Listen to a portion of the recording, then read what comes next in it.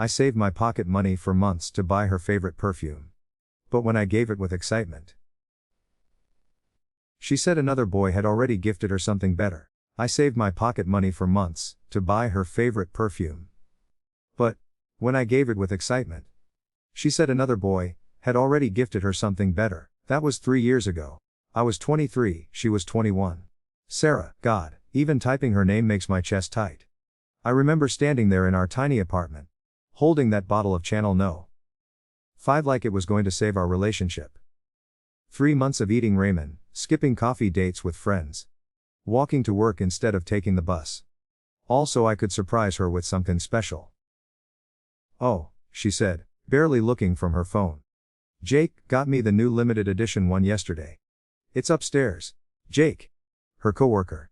The guy she'd been mentioning more and more lately. That moment should have been my wake call. Should have been. When I fought for us. When I asked what was happening. When I chose love over pride. Instead, I chose revenge. I could say it was planned, but it wasn't. It was pathetic, but impulsive and everything that proves I was never the man she deserved. 2 weeks later, at my friend Mike's party, I saw Emma. Sarah's sister. 5 years younger, just turned 21, with the same green eyes but none of Sarah's walls. Emma had always looked to me. Called me the good guy Sarah found. Asked me about college applications, about job interviews, she hung on every word like I was some kind of mentor. That night, she found me on Mike's back porch, smoking and feeling sorry for. Look sad, she said, sitting way too close. Sarah doesn't deserve no. Those words. Those validating words that my bruised ego ate like candy. She's different now. I told Emma. Distant. There's this guy at work. Emma's hand found mine. If I had someone like I'd never take for granted. That made everything fuzzy around the edges. Made the space between us feel electric instead of wrong. Made me forget that Emma was Sarah's baby sister. That Sarah was probably at home wondering where I was. That this was about to destroy everything good in my. We're not like her. I whispered, and Emma smiled like I'd given her the moon. Right there on Mike's porch.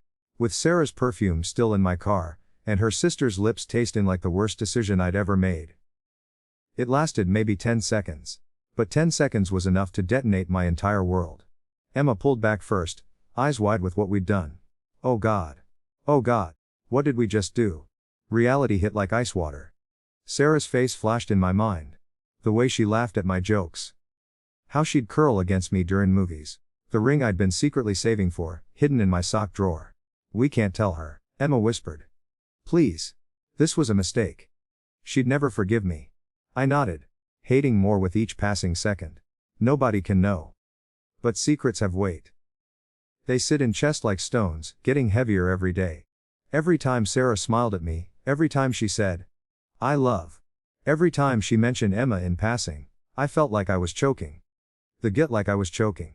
I couldn't touch Sarah without thinking about Emma's lips. Couldn't look at family photos without remembering how Emma had looked at me like I was her hero. Couldn't sleep without replaying that moment over and over, wishing I could take it back. 3 weeks later, Sarah found out anyway. Not from me. Not from me. From Mike's girlfriend, who'd seen us through the window and thought Sarah deserved to know what kind of man she was with. I came home to find Sarah sitting on our couch. My hidden engagement ring on the coffee table between us. We're going to propose? She asked quietly. Before or after my sister? The ring looked so small sitting there. All those months of saving, of planning, of imagining her face when I got down on one knee. Reduced to nothing by 10 seconds of betrayal. Sarah, I can explain. With Emma. Her voice was so calm it scared me. My baby sister. The one who still asks me about boys, because she trusts my judgment. The one who's looked to since the day we met. I had no words. No excuses that weren't pathetic. No explanation that would make this less. She called me crying. Sarah continued. Begging me to forgive her. Said she didn't mean for it to happen. That we're upset about Jake, and she just wanted to make feel better. Jake. The coworker. The reason I'd felt justified in my betrayal. Is there something going on with? No. Sarah's laugh was bitter. Jake is. He has a boyfriend. He was helping me pick out birthday present, paranoid. The perfume was for to give to mom. The world tilted. Everything I'd convinced of, every justification I'd built my betrayal on, crumbled to dust. I destroyed us over nothing. I whispered. Destroyed us because choice to. Sarah said, standing. Because when felt insecure, instead of talking to me, decided to me in the worst possible way. With my sister. My family. She was moving out that night. Had already called her dad to help with her stuff. 3 years together, gone in the space of one conversation. The worst part, she said, pausing at the door with a box of her things, is that Emma thinks she's seduced. She thinks this is her fault. She's 21, and she thinks she's a home wrecker because the man she admired took advantage of her trust when he was angry at me. That hit worse than anything else. Because Sarah was right. Emma had looked to me, and I'd used that adoration to make feel better. I'd let a kid blame herself for my weakness. I'm sorry, I said. The words feeling hollow and useless. Sorry doesn't fix this, Sarah replied. Sorry doesn't give Emma back her innocence or me back my trust. Sorry doesn't undo the fact that my sister, instead of fighting for our relationship. The door closed behind her with a soft click that sounded like the end of everything. I sat alone in our apartment, staring at that engagement ring, and finally understanding what I'd lost. Not just Sarah. Not just 3 years of love and laughter and shared dreams. I'd lost Emma's trust. Sarah's family's respect. My own sense of who I thought I was. All because I couldn't handle the imagined of some guy who was never at all. The perfume bottle sat on the kitchen counter, where I'd left it weeks ago. Still wrapped. Still waiting for a moment that would never come. If read my first post, know I'm the guy who is girlfriend's sister and lost everything. Well, everything was just the beginning. It's been 6 months since Sarah left. 6 months of living with what I did. I thought the worst part was losing her. I was wrong. The worst part is watching Emma destroy herself over my mistake. Sarah's mom called me last week. First time we'd spoken since Sarah moved out. I almost didn't answer. She's in therapy now, Mrs. Chen said without preamble. Emma, twice a week. My stomach dropped. What? Why? Really don't know. Her voice was ice. She hasn't eaten a full meal in months. Dropped out of her sorority. Changed her major from psychology to accounting. Because she said she doesn't trust herself to help people anymore. Each word hit like a physical. Emma had wanted to be a counselor since she was 16. Used to volunteer at the crisis hotline. Talked about helping kids who felt lost like she did after her parents' divorce. She thinks she's broken. Mrs. Chen continued. Thinks there's something wrong with her that made her steal her sister's boyfriend. Do understand what done to my daughter. I never meant. Never meant. Her laugh was harsh. Never meant to her. Never meant to let her blame herself. Never meant to destroy my family. But did all of those things anyway. She hung before I could respond. I found Emma's Instagram that night. Used to be full of pictures with friends, family gatherings, her and Sarah laughing together. Now it's mostly empty. Her last post was 3 months ago. A quote about trusting the wrong people. The comments made me sick. What happened to and Sarah? Guys used to be so close? Miss seeing the Chen sisters together. Hope everything's okay. Seem different lately? Emma hadn't told anyone what really happened. She was protecting me. Still. Even while she was falling apart. She was keeping my secret. That's when I realized I hadn't just betrayed Sarah. I'd corrupted someone who trusted me.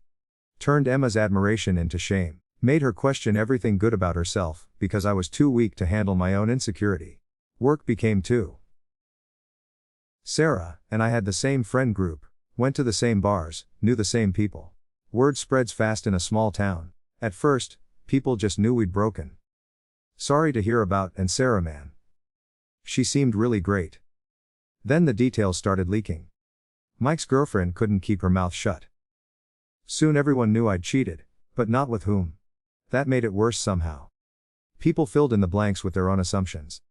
Heard, stepped out on Sarah. That's cold, dude. Sarah's better off without. She deserves someone loyal. Never took for that type. Guess never really know someone. The looks were the worst part. People I'd known for years suddenly saw me differently. I went from being Sarah's boyfriend to being the guy who cheated on Sarah. That became my entire identity. I tried dating. God help me, I actually tried to move on like I deserved happiness after what I'd done. Met this girl Jessica through a work friend. Pretty, smart, studying to be a nurse.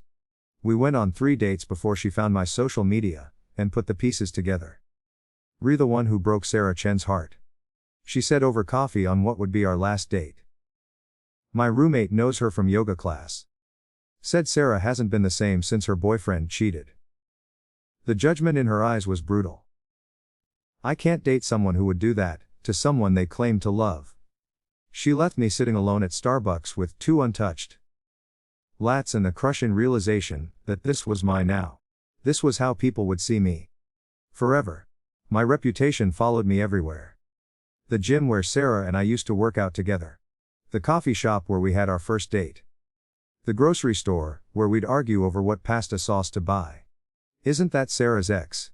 I heard a woman whisper to her friend, in the cereal aisle. The one who cheated. Such a shame. She was so sweet. I started shopping at a different store. Then another. Running from my own reflection in other people's eyes. The loneliness was crushing. Not just missing Sarah, but missing who I used to be. Before, I was the good guy. The one friends came to for advice. The one their girlfriends said they wished they could find. Now I was a cautionary tale. A warning label. My buddy Tom stopped inviting me to group hangouts. It's just awkward, no. Half the people there are Sarah's friends too.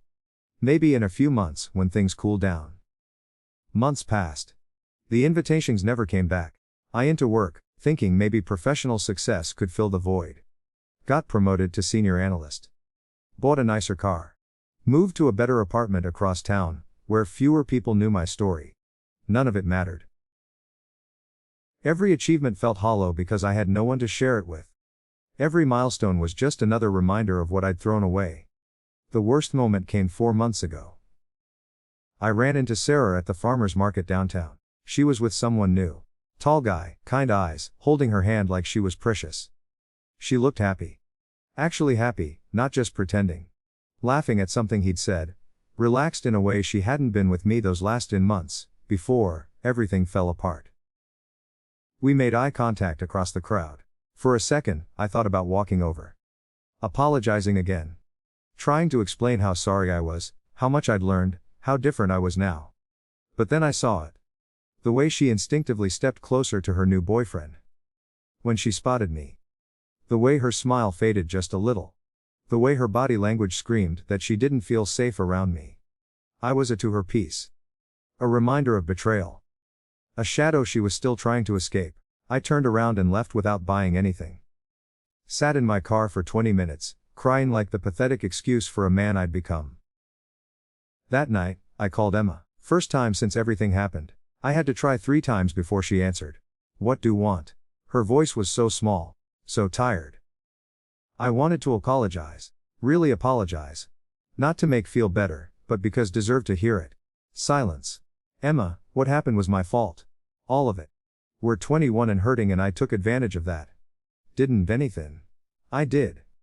All by. Why are telling me this now? She whispered. Because I heard her struggling and I can't let blame anymore.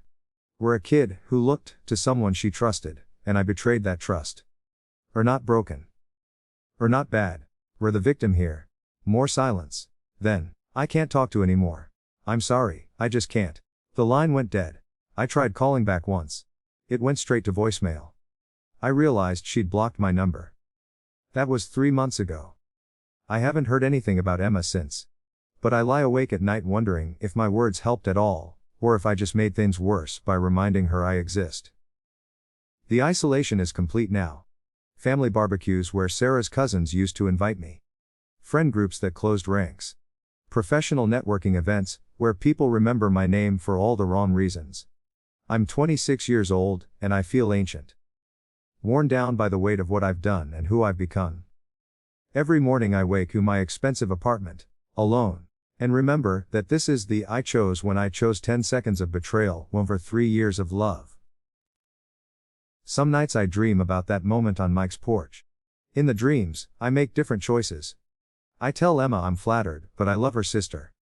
I go home and talk to Sarah about my insecurities. I for us instead of destroying us. I wake to reality. To consequences that don't care about my regret. Sarah's happy now. I have to believe that's worth something. That maybe she's better off having learned who I really was before she said yes to that ring. But Emma. Sweet Emma, who just wanted to help someone she cared about feel better. I broke her trying to fix my own brokenness, and that's a sin I'll carry forever. This is probably my last post here. I need to get this out, because I can't carry it alone anymore. And maybe someone reading this will make a different choice than I did. It's been a year and a half since Emma. A year since Sarah walked out. 8 months since I saw her happy with someone else. Yesterday, I found out they're engaged. Not from social media. Not from friends. From Emma. She called me at 2 a.m. and sobbing. First time I'd heard her voice since she blocked my number. She's getting married. Emma cried into the phone. Sarah's getting married, and she didn't even tell me she was dating someone seriously. My heart stopped. What do you mean she didn't tell? We don't talk anymore. Her words were slurred, broken. My own sister won't talk to me, because every time she looks at me, she sees what we did. What I did. The Chen family had imploded. Not just Sarah and me. The whole family. Emma told me everything through her tears. How Sarah moved in with their aunt across town after our breakup. How family dinners became separate dinners. How their parents had to choose sides for holidays. How Emma spent last Christmas alone in her dorm room, because showing meant making Sarah uncomfortable. She was my best friend. Emma sobbed. Before she was girlfriend, she was my best friend. We shared everything. Now she can't even look at me without remembering that night. I listened to her fall apart. And finally understood the full scope of what I'd destroyed. Not just a relationship. A family. 2 sisters who'd been inseparable since childhood. Torn apart because I couldn't handle my own insecurity. Mom sent me the engagement announcement in the mail. Emma continued. Like I'm some distant relative instead of her daughter. Thought should know, she wrote. Nothing else. Sarah was marrying the guy from the farmer's market. The announcement said they'd been together for 10 months. It was beautiful. All calligraphy and elegant fonts announcing their June wedding. Emma wasn't listed as a bridesmaid. In fact, she wasn't mentioned anywhere in the announcement at all. Like she didn't exist. I ruined her too. Emma whispered. She lost her family because of me. No. I said, my voice hoarse. She lost her family because of me. This is all because of me. But Emma was too far gone to hear it. Too deep in her own guilt spiral to accept that this was my fault. Not hers. She hung after making me promise not to call the police or her parents. Just needed someone to know, she said. Someone who understood what we'd done. I didn't sleep that night. Kept thinking about Sarah's engagement announcement. About the sister who wouldn't be at her wedding. About the family dinner table with an empty chair. The next morning. I did something I should have done months ago. I wrote a letter. Not to Sarah, I'd lost the right to contact her directly. But to her parents. To Emma. To everyone who needed to know the truth. I typed it out, printed copies, and delivered them before I could lose my nerve. The letter was simple. A full confession. How I'd initiated How I'd taken advantage of Emma's concern for me. How Emma had tried to stop it, had immediately regretted it, had spent months trying to protect both Sarah and me by staying quiet. I've stained about Jake, about my paranoia. About how I'd created a problem that didn't exist, and then destroyed everyone trying to fix it. I made it clear that Emma was a victim, not a conspirator. That she was 21 and trying to comfort someone she looked to. And I'd betrayed that trust in the worst possible way. I didn't ask for forgiveness. I didn't make excuses. I just told the truth I should have told 18 months ago. Then I waited. Mrs. Chen called first. Why now? She asked. Why tell us this now, when Sarah's finally happy? Because Emma called me last night. I said. Because she's destroying herself over my choices, because she wasn't invited to Sarah's wedding, and she thinks it's her fault. Long silence. She's been in intensive therapy. Mrs. Chen said quietly. Dropped out of school last semester. Lives in a studio apartment and works at a coffee shop, because she says she doesn't deserve better. My chest felt hollow. Emma. Who used to light rooms with her laugh. Emma, who wanted to save the world through counseling. Emma, who'd only ever tried to help people. The letter changes things. Mrs. Chen continued. We always wondered why she seemed so broken. More broken than the situation seemed to warrant. She was protecting me. I said that after everything, she was still protecting me. And destroying herself in the process. 3 days later, Emma called again. Sober this time. Quiet. My mom showed me the letter. She said. I should have told the truth from the beginning. Sarah, read it too. Long pause. She cried. First time she's cried about any of this since she moved out, Mom said. Will she talk to now? I don't know. She's processing. She thinks maybe Sarah will call me. Eventually. A week later, Emma called with an update. Sarah had reached out. Not ready to see her yet, but they'd talked on the phone for 2 hours. Cried together for the first time in over a year. She said she's sorry. Emma told me. For shutting me out. For punishing me for choices. She knows I was just trying to help that night. It was progress. Painful, slow progress, but progress. Am I invited to the wedding? Emma asked. I don't know yet. But she's thinking about it. That was 3 months ago. I haven't heard from either of them since. Don't expect to. My part in their healing doesn't include me being present for it. Last week, I saw the wedding photos on Instagram. Someone I barely knew had reposted them. Sarah looked radiant in white, surrounded by family and friends. David's eyes when he looked at her. Like she was the only person in the world who mattered. Emma was there. In the back row of the family photo, still looking fragile but present. Still part of the family, even if the relationship was different now. I stared at that photo for an hour. At the happiness I'd almost destroyed permanently. At the family that had to rebuild around the crater I'd created. At Emma's tentative smile, the first genuine one I'd seen from her in 2 years. They were healing. Not back to where they were. Some things can't be undone, moving forward. Creating new traditions, new trust, new love. And me. I'm still here. Still alone. Still living with the weight of what 10 seconds of weakness cost everyone I cared about. I never got another chance. Never found someone else willing to overlook my past. Never rebuilt my reputation, or my friend group. Never stopped being the guy who cheated on Sarah with her sister. Some actions don't get do-overs. Some mistakes follow forever. I'm 28 now. Live alone in a city where nobody knows my story. Work a job that pays well but means nothing. Come home to an empty apartment and eat dinner, while watching other people's lives play out on Netflix. Sarah has a husband who cherishes her. Emma is slowly rebuilding her sense of self-worth. The Chen family is finding their way back to each other. I have regret. I have consequences. I have a lesson learned too late to save anyone, including to anyone reading this who's ever been tempted to betray someone who loves, they don't. Whatever problem think or solving, whatever think or healing, whatever validation, think, need. It's not worth it. That moment of weakness. That choice, it doesn't just break hearts. It breaks families. It breaks the person betray them with, and in ways can't imagine until it's too late. I saved my pocket money, for months to buy her favorite perfume, thinking it would prove my love. Instead, I proved I never understood what love was at all.